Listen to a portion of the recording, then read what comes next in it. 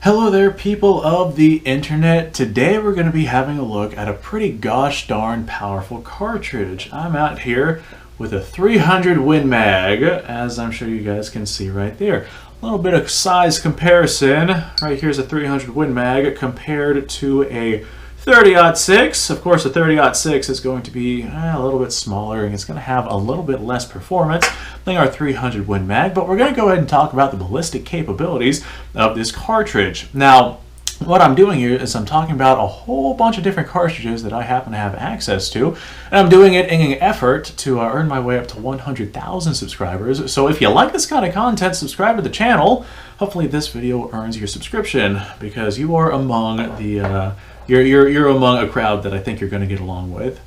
So as far as the 300 Winchester Magnum goes, we're going to see slightly better performance than a 30-06, which makes sense. It does have a slightly larger case, but we're not going to see as powerful of a cartridge as, say, 300 Weatherby Magnum, which is just an overwhelmingly powerful case.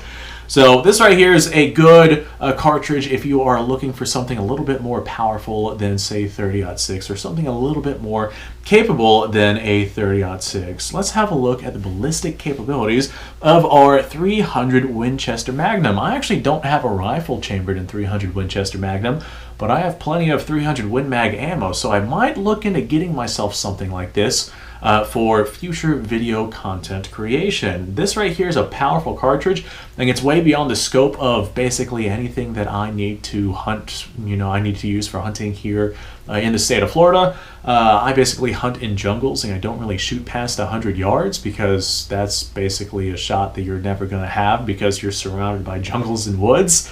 And the deer around here don't get to be beyond like 150 to 180 pounds. So this right here is absolutely overkill for someone like me. That's why I don't have a rifle chambered in it. But maybe in your neck of the woods, something like the 300 Win Mag might come in handy. So for comparison's sake, the 30-06 for commercial loading is going to fire a 150 grain projectile at approximately 3,000 feet per second. Well, whenever we take that same weighted projectile and we shove it into a 300 Win Mag, that 150 grain bullet is going to be traveling at about 3,300 feet per second. So we're going to gain about 300 feet per second in the same weighted cartridge from the 300 Win Mag than we would with the 30-06. That 150 grain projectile is going to have about 3,620 foot-pounds of energy onto its target. Now, the general rule of thumb is for a deer, you want to have about 1,000 foot-pounds of energy. And personally, I think that is quite a bit. You could take down a deer with significantly less with proper shot placement, but the general rule of thumb is 1,000 foot-pounds of energy. Now we bump that up to a 180 grain projectile, and we will see the 300 Win Mag only drop about 100 feet per second with that heavyweight bullet. We're going to be seeing that 180 grain projectile traveling at about 3,200 feet per second. So that is a pretty heavy bullet traveling at some pretty significant velocities. I've been giving some perspectives, and I'm going to go ahead and do the same one that I've been doing. A 55 grain projectile, 223-556 from a 20-inch barrel is going to be traveling at the same velocities as this 180 grain projectile out of the 300 Win Mag. 223-556 gets its effectiveness from velocity and not from mass. And the 300 Win Mag has both. 180 grain projectile, let's see, that's over 3 times the bullet as your 5.56 round. If we're talking 55 grain projectile, traveling at the same velocities, that's nuts. But we can get even heavier. A 200 grain projectile from the 300 Win Mag. This is where the 300 Win Mag really starts to shine whenever we start getting into these heavier projectiles. That 200 grain projectile is going to be traveling at about 3,000 feet per second, and we're going to see about 4,100 foot-pounds of energy transferred onto that target. And that's a lot of energy transfer, and that's a really, really large, really sizable projectile traveling at some pretty great velocities. 62 grain 5.56 rounds travel at that 300 grain velocity, so this is still over 3 times the bullet weight traveling at the same equivalent velocities. That's a massive, massive cartridge. But we can bump up those projectiles, or the weight of the projectile even more. If we bump that up to a 222 grain projectile, we're going to see velocities at about 2,900 feet per second. And we're going to see the energy transferred onto the target dip down a little bit to about 4,000 foot-pounds of energy onto your target. So I didn't really find anything loading or any loadings beyond a 220 grain projectile. But a 220 grain projectile transferring 4,000 foot-pounds of energy onto its target, that is a lot of a lot of a lot. And if you want anything more than that, go with 300 Weatherby Magnum or a 338 Lapua or something like that. So now that we've gone over the ballistic capabilities of the cartridge, we'll talk about my opinions on it. Do I consider this a good hunting cartridge? Depends. It depends on what it is that you're going at. For my particular case, I would say no. This right here is not a good hunting cartridge for my particular needs, but I don't shoot beyond 100 yards. And, well, the deer around here don't really get that big. Most of the time, I'm actually going pig or hog hunting, and something like this going up against pigs and hogs around here. Pigs can get like 60 to 80 pounds. Hogs maybe 120 in the areas that I go hunting at. This right here would basically be the equivalent of shooting a watermelon, and those things would absolutely disintegrate and explode and be all over the place. And then I would be without meat. You got to pick the right tool for the job, and in my particular case, in my particular area, this is a lot of power. That's way more power than I would need to go hunting with.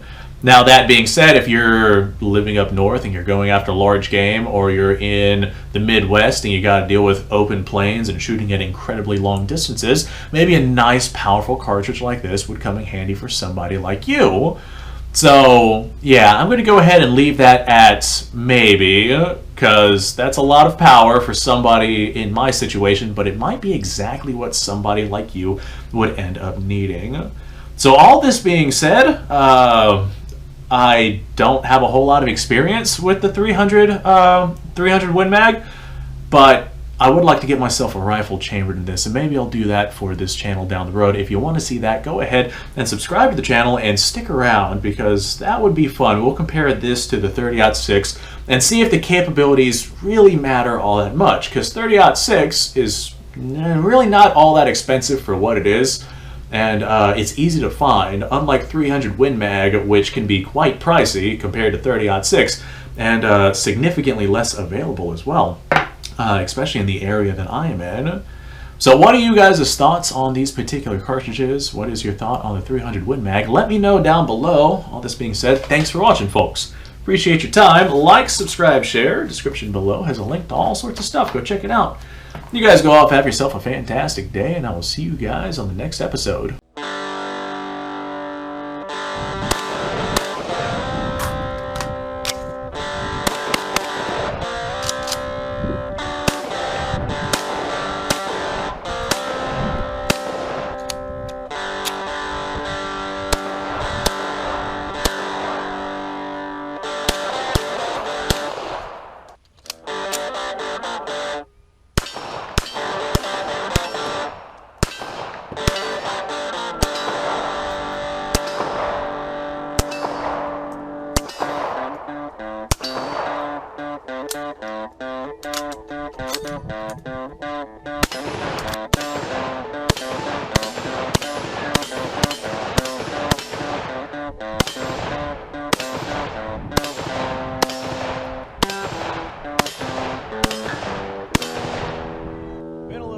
Since I've done this.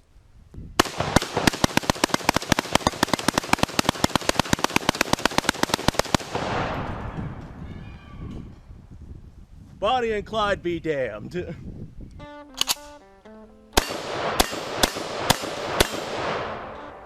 poor man's Gary.